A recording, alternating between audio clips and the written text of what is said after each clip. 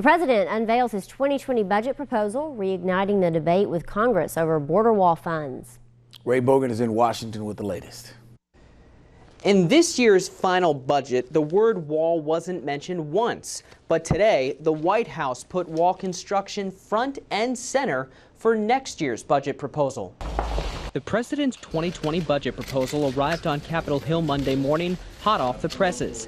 Called A Budget for a Better America, the Trump administration is asking Congress to approve a record $4.7 trillion in federal spending, including an increase in military spending and sharp cuts to domestic programs like education and environmental protection.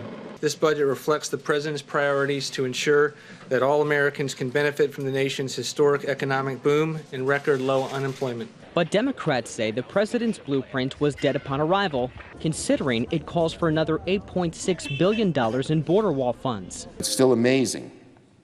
The Trump administration proposes year after year after year that the American taxpayer pay billions of dollars for a border wall that President Trump would be completely free. The budget plan comes as the Senate is set to vote on a resolution this week to block the president's emergency declaration. Let's not forget the only reason he has the authority to call a national emergency is because Congress gave him the right to do so.